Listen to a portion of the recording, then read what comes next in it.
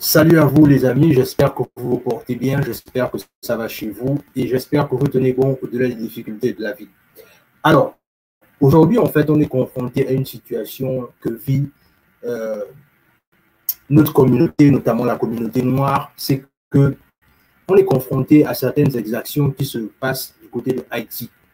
Et non seulement on est confronté à cela, et on a aussi malheureusement quelque part été spectateur de la mort du président haïtien qui est simplement monsieur Jovenel Moïse. Alors ici aujourd'hui les questions pour nous, du moins le cahier mental s'est posé certaines questions et c'est la raison pour laquelle j'ai décidé aujourd'hui de clairement inviter un haïtien, un frère haïtien, je vais dire ça comme ça là, qui va en fait venir nous parler un peu de la situation d'Haïti. Parce que voyez-vous, au lieu de polémiquer avec des réflexions parfois qui n'ont ni que ni tête, il est parfois mieux d'aller à la base, à la source exacte, afin de comprendre clairement ce qui se passe. Et c'est l'exercice intellectuel que nous, on a clairement décidé d'opérer maintenant. Alors sur ce, on va accueillir notre invité qui va nous parler un peu de la situation d'Haïti et de savoir exactement qu'est-ce qui s'y passe actuellement.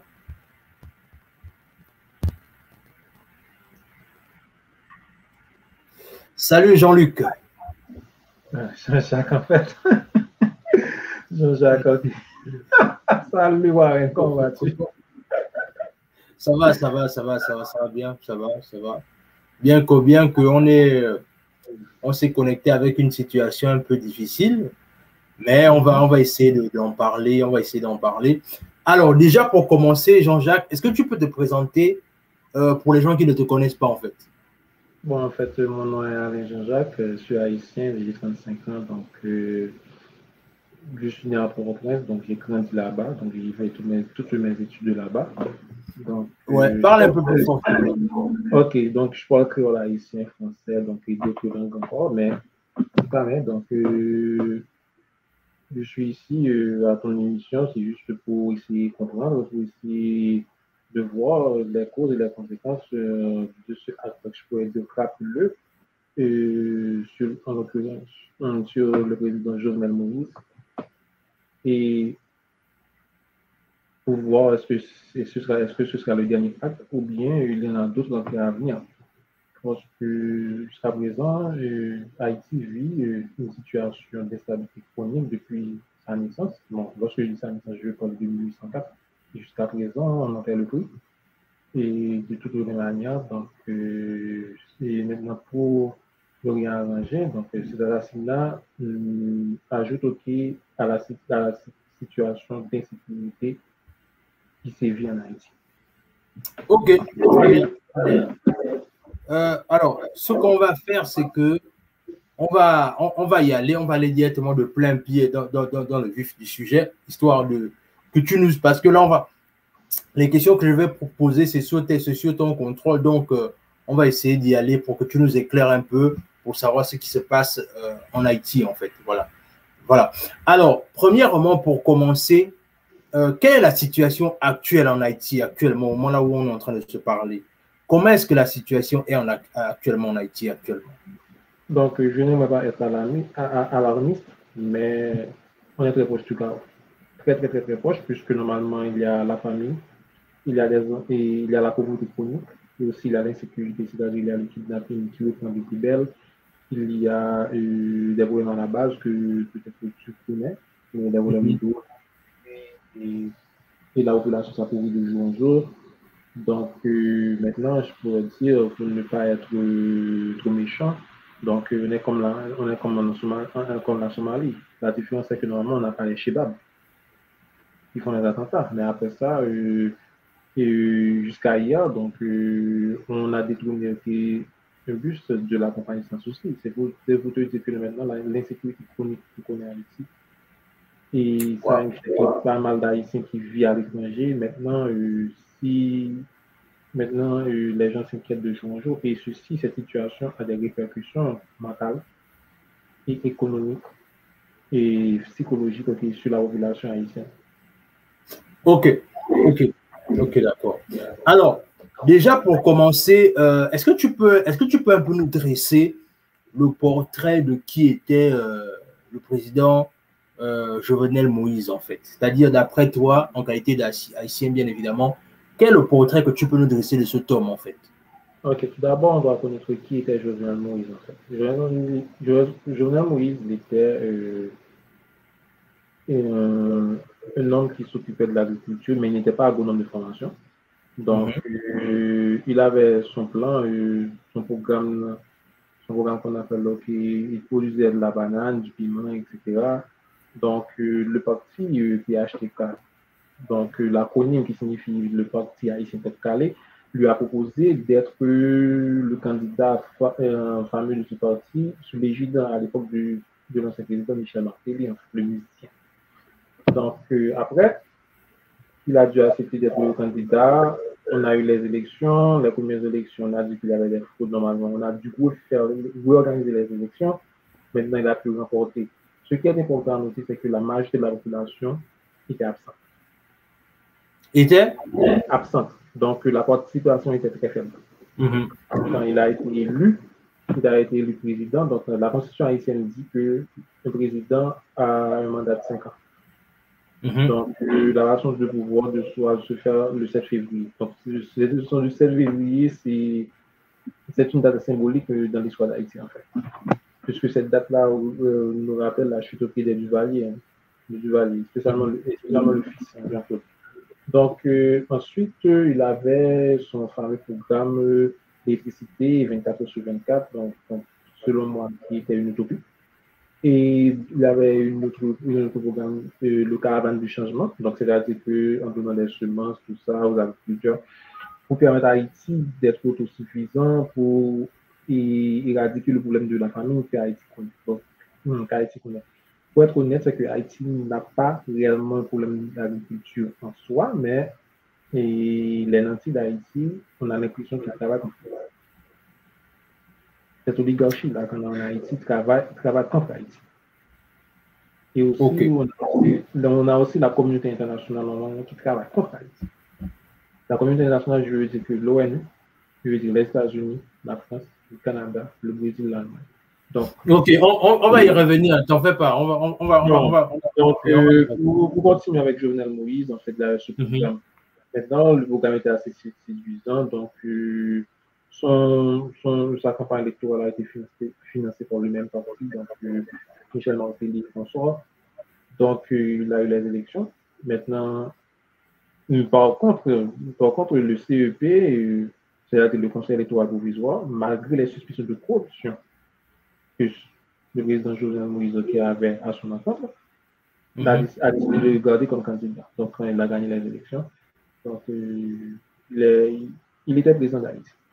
Donc, son mandat, donc, les gens ont été désabusés, je peux les tromper, puisqu'il n'y a pas d'amélioration des services de base, c'est-à-dire l'eau, l'électricité, n'en parlons pas, puisqu'il avait démarré son programme avec le fameux courant 24 sur 24. Normalement, ce programme-là, malheureusement, maintenant, c'est comme si le peuple a disons que le peuple a été trompé à nouveau. Ensuite, il y a le fameux procès Petro-Caribé, parce qu'il y avait plus de 4 milliards de dollars que le Venezuela a prêté à Haïti. Donc, ceci nous permettait au pays de trouver le prix de l'essence qui a faible prix. Donc, les 4 milliards de dollars, donc, ils ont été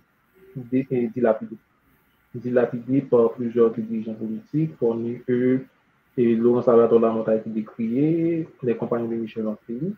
Et même lui, puisque normalement, il a monté 2 entreprises exécutives, parmi eux l'Agritas et autres entreprises. Et tout ceci est un pour dilapider le téléphone, parce qu'il y avait des projets, il y avait des routes qui devaient être construites, le projet est au moitié fini, ou bien le projet, il y a des projets qui sont fictifs. C'est ce qui est arrivé. Maintenant, la population, il y avait des groupes d'activistes normalement qui disent que normalement, il doit avoir un procès qui peut arriver, mais Jovenel lui ne peut pas organiser ce procès, puisque ce sont ses amis qui l'ont aidé à être président, qui on dit la pluie d'éléphants qui ont été sur le banc des accusés. Donc, pour ces deux pays au Caribé n'a pas eu lieu. Donc, et ensuite, donc, il y a l'instabilité avec le pays LOC. Le pays LOC, c'est comme si donc, on interdit toutes sortes d'activités. Donc, rien ne fonctionne au pays. Donc, il avait le fameux pays LOC aussi lors de sa gouvernance. Mais n'était pas l'appui des Américains, il aurait démissionné. Hein.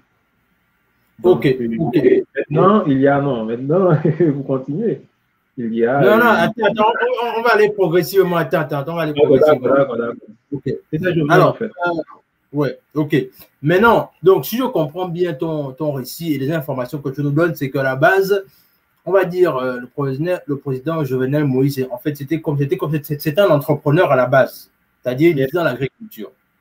Alors, donc, il est venu au pouvoir, il s'est intéressé à la sphère politique et il est rentré au pouvoir. Et ensuite, il a pris le pouvoir. Mais non, mais en même temps aussi, j'ai envie de revenir un peu c'est-à-dire, j'ai envie de revenir un peu à la genèse du pays d'Haïti, c'est-à-dire, actuellement, Haïti a plus de 200 ans d'indépendance.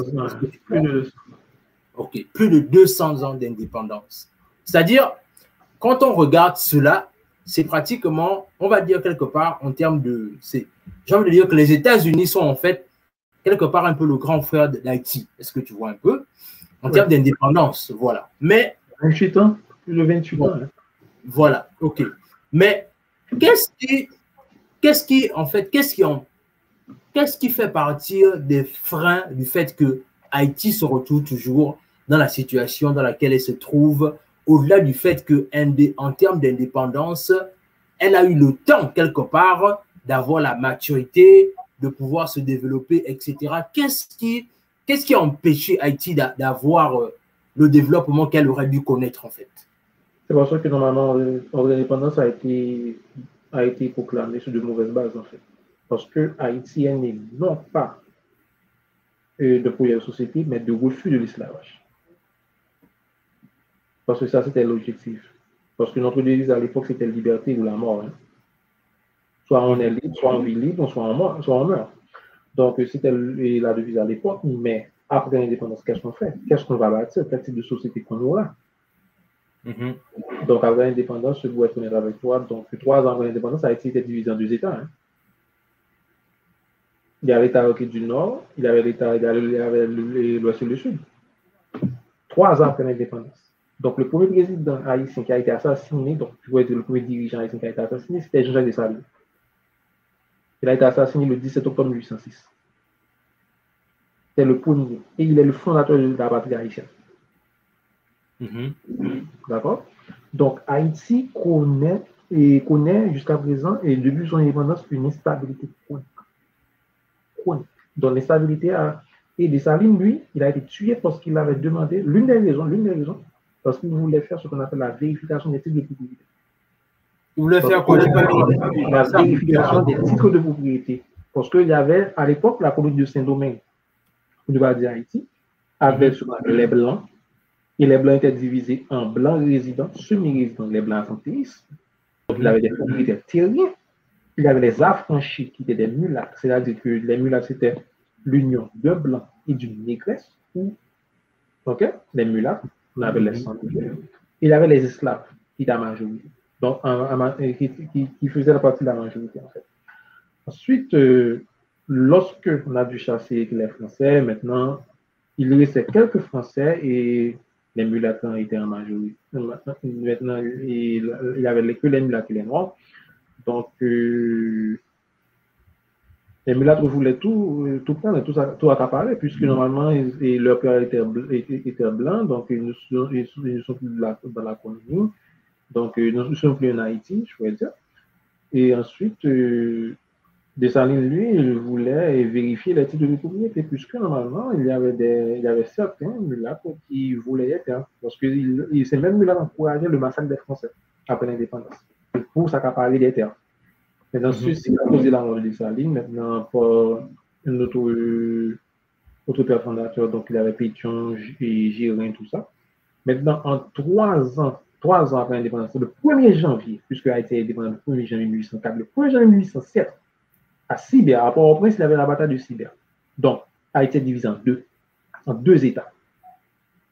L'un au nord, maintenant, l'un dans l'ouest et le sud. Et pendant qu'Haïti est indépendant, tous les pays occidentaux disent qu'ils ne reconnaissent pas son indépendance, qu'ils ne vont pas commercer avec Haïti. C'est là le boycott commence. Ok, donc ça veut dire... Le lendemain de l'indépendance, le boycott commence. Ok, ok. Très bien. Parce que normalement, le fait qu'Haïti ait pris son indépendance d'une nation nègre, non. Ça, selon l'ordre mondial, c'était inacceptable. Donc, on a osé dire aux Blancs qu'on veut vivre libre, cette histoire d'esclavage, puisque le système était esclavagiste, raciste et impérialiste. Donc, on a brisé les bases du système. On a tout brisé. Maintenant, les Français ont perdu pas mal d'argent. Ils ont perdu la Louisiane en 1803. Maintenant, ils ont perdu Haïti.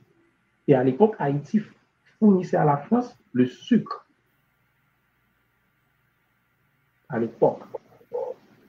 Donc, avant l'indépendance, tout ça. Donc, on appelait la colonie à l'époque la terre des Antilles.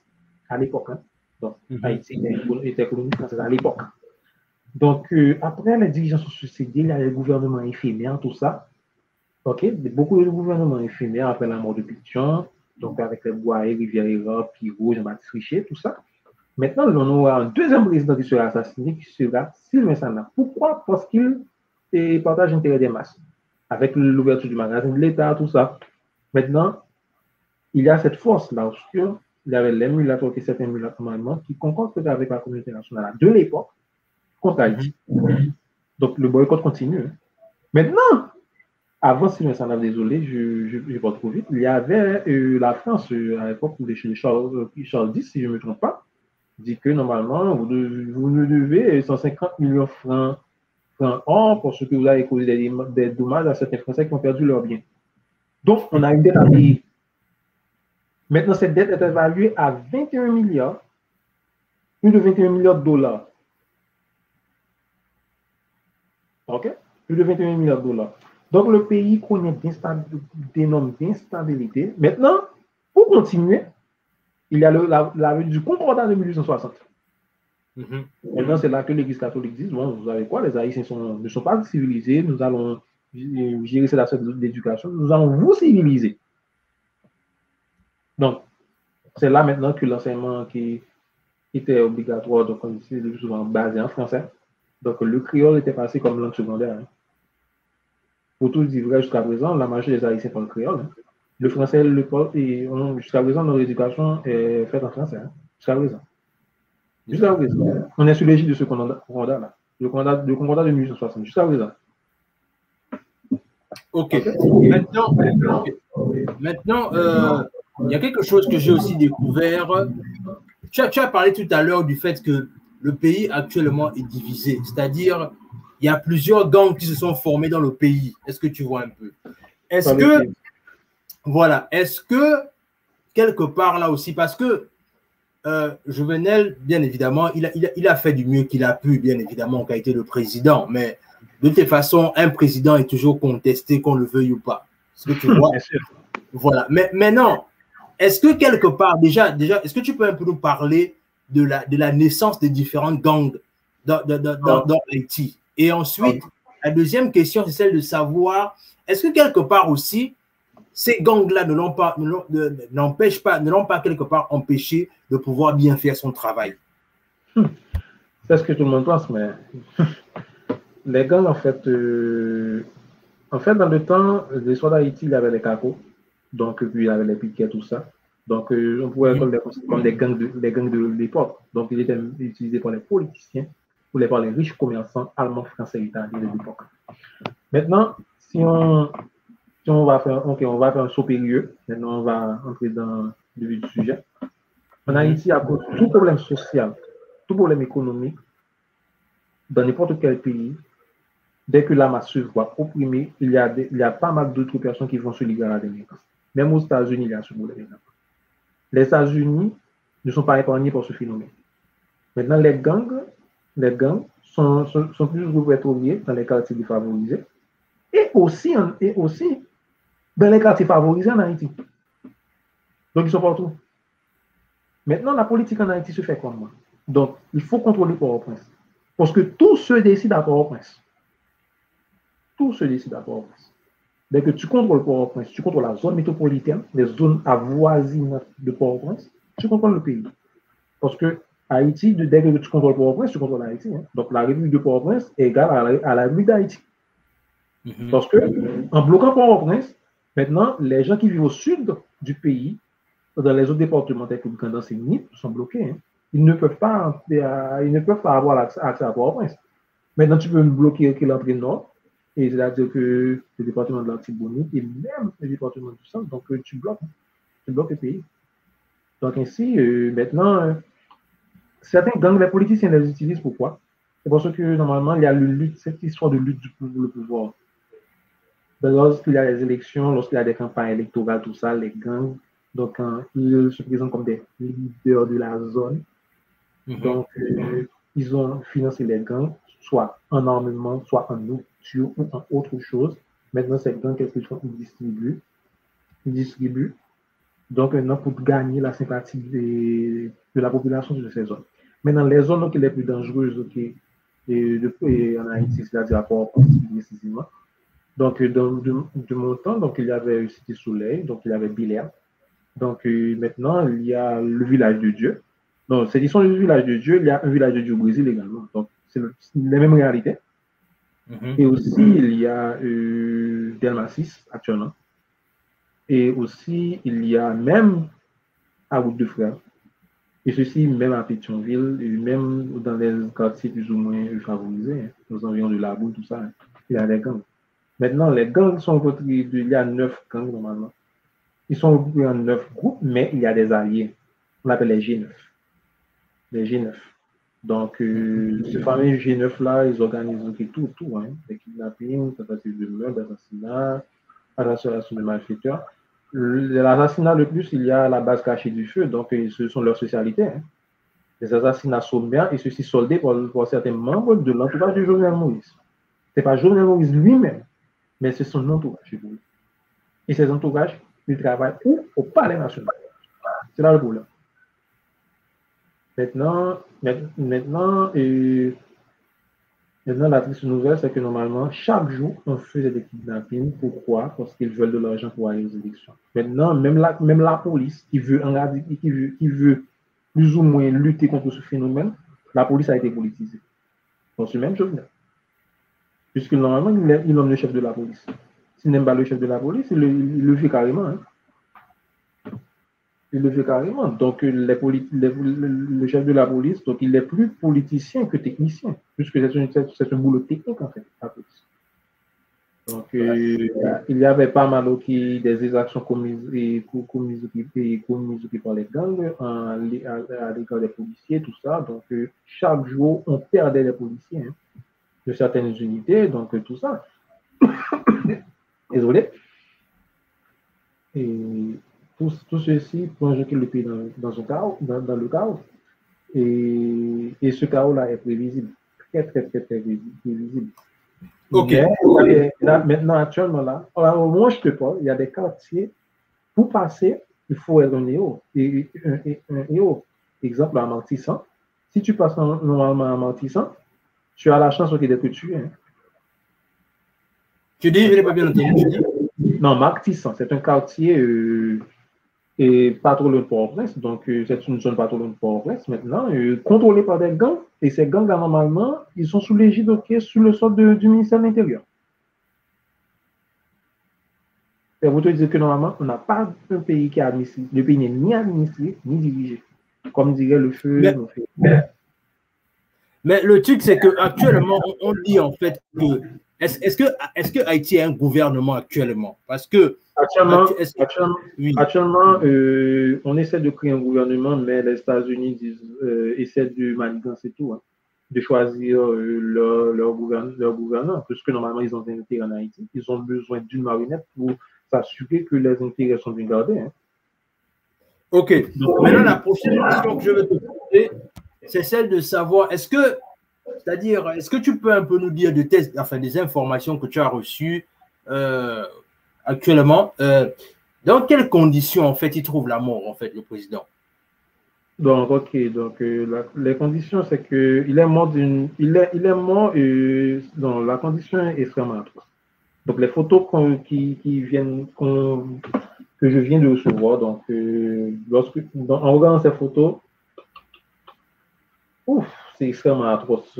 C'est extrêmement atroce. Il a été torturé. Hein. Il a été torturé. Donc, il a été pris sur et torturé jusqu'à ce qu'on le tue. Hein. Donc, il a des traumatismes au niveau du membre inférieur, au niveau du membre supérieur, au niveau de sa tête, ses yeux. On a dû créer son œil et on a dû prélever son tympan, tout ça. Hein. Donc, il a été torturé. Donc, c'est une mort atroce.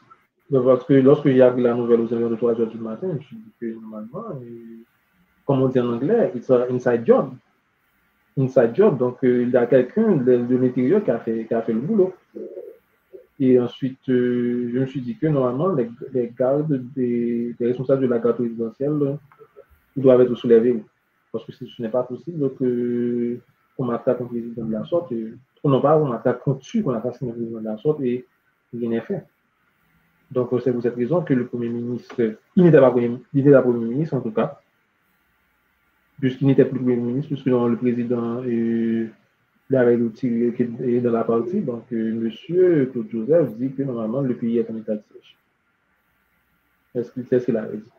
Donc, le pays est en état de siège, on ferme les aéroports, les frontières sont fermées. Donc, c'est juste pour voir qui a commis l'assassinat. Donc, maintenant, on a dit que c'était les Colombiens qui ont commis l'assassinat. Je me suis dit, bon, pas de problème. Maintenant, si on dit que les Colombiens ont commis l'assassinat, qui est l'auteur intellectuel? Est-ce que je voulais savoir, en fait? Donc, ouais. Maintenant, le truc, c'est que tu as dit quelque chose d'important, c'est que il y a le Premier ministre, celui qui était en train de partir, et celui qu'on a nommé. C'est-à-dire, comment est-ce que ça va se passer actuellement? Parce que là, on a comme l'impression que c'est comme si il y a une espèce de tension qui commence à être palpable. Mais d'après elle est là, elle est palpable. Entre le docteur Ariel Henry et Claude Joseph et Joseph Lambert. Maintenant, il y a mais d'après toi, quand tu regardes un peu la lecture de la chose, qui est celui qui devrait rester là pour diriger, en fait? Pas Claude Joseph, en tout cas. Hein. Pas Joseph Lambert. Pourquoi? Parce que le Sénat, parce qu'on n'a plus de Sénat. Hein. On a cette histoire de la Chambre des députés, la Chambre des Sénats, des sénateurs, on n'a plus, puisque normalement, le président Jovenel Moïse avait rendu et le Sénat caduque.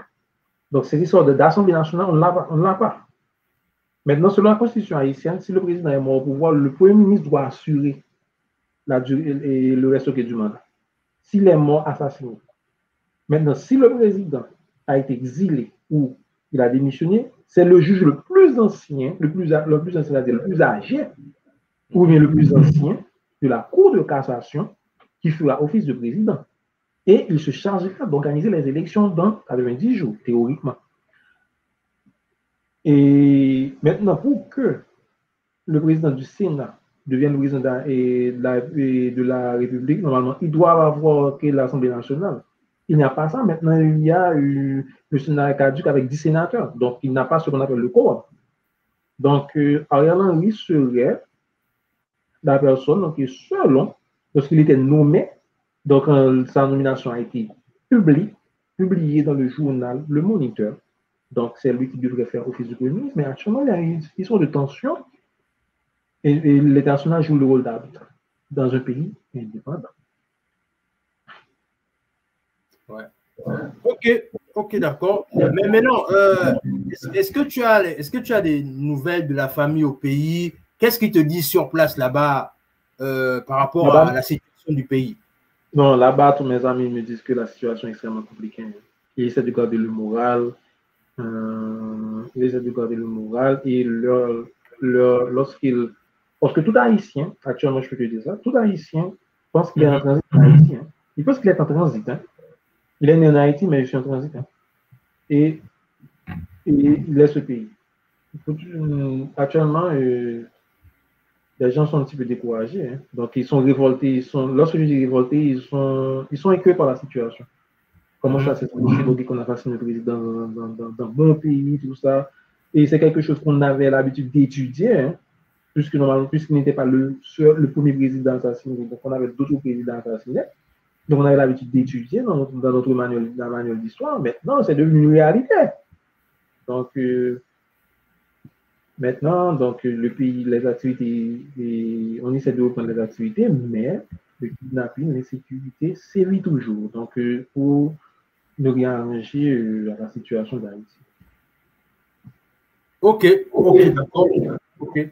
Ben, écoute, on est pratiquement à la fin de notre émission, mais comme je te disais, on va revenir là-dessus parce que je veux vraiment qu'on essaie un peu de bien approcher ça parce que, comme je dis toujours, c'est que quels sont nos problèmes, c'est-à-dire nous les Africains, nous les Noirs, voilà nos problèmes là qu'on doit parler et vraiment on va revenir là-dessus pour comprendre un peu, on regarde avec beaucoup d'attention ce qui se passe en Haïti parce qu'on est tous concernés en qualité de Noirs. Alors, si tu devais donner un mot de fin par rapport à tout ce qu'on a pu se dire aujourd'hui et à la situation d'Haïti, quel sera ton mot de fin? Bon, le mot de la fin, c'est extrêmement difficile pour être honnête. Donc, cette situation, le fait d'assassiner le président, donc, c'est pas quelque chose d'anodin. Donc, il y a toujours des causes qui sont profondes et aussi, il y a toujours des causes profondes et occasionnelles. Hein. Et parfois, le cerveau du crime, il est aussi, parce que normalement, certains pays, ce qui caractérise certains meurtres, certains assassinats ou certains coups d'État, normalement, ce sont des multinationales ou bien certains pays occidentaux. Ils veulent protéger leurs intérêts. Maintenant, si un président, que ce soit en Afrique, que ce soit en Haïti, que ce soit dans l'Amérique latine, est contre leurs intérêts, donc désolé, il est possible qu'il soit assassiné. Donc, ce sont des scénarios qui existent depuis la nuit des temps. Donc, le mot de la fin, donc, je pourrais dire pour clore notre émission, c'est juste que nous, en tant que Noirs, on doit beaucoup apprendre. On doit apprendre dans notre passé, le présent. Maintenant, on doit prendre des décisions concernant notre futur. Puisque normalement, l'avenir ne laisse rien de positif d'après les derniers rapports que j'ai eus. Rien de positif. Donc, on doit tout faire maintenant pour au moins sauver notre continent, que ce soit l'Afrique, que ce soit Haïti comme autre pays. Parce que normalement, ce ne sont pas les Occidentaux qui vont arranger la situation pour nous. Hein. Ça, ce ne sont pas les Occidentaux. Ils ne vont pas arranger la situation. Donc, c'est pas nous de prendre notre destin en main. Hein. Là, je parle aux Africains et aux Haïtiens. Donc, il faut prendre notre destin en main. Donc, il faut aussi cesser de compter sur les gouvernants. En fait. Donc, il faut savoir et nous unir. Donc, et pour pouvoir faire des impacts positifs maintenant, et contre le système. Maintenant, si le système maintenant a un problème avec ça, donc là, ce sera, en nous unissant, ce sera beaucoup plus difficile à eux de nous combattre. Parce que normalement, le système, le nouvel ordre mondial, là, maintenant, qui s'installe peu à peu, qui a été installé, maintenant, qui s'installe peu à peu, nous attaque c'est une peur à plusieurs tentacules, en fait.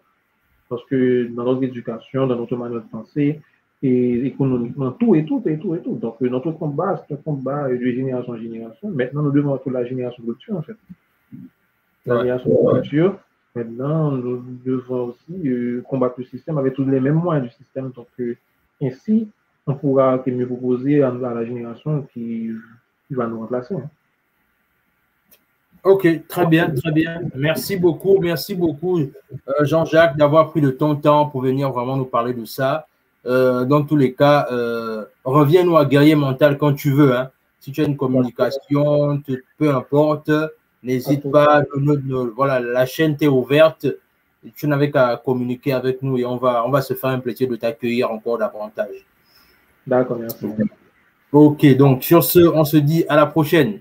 À la prochaine, ouais.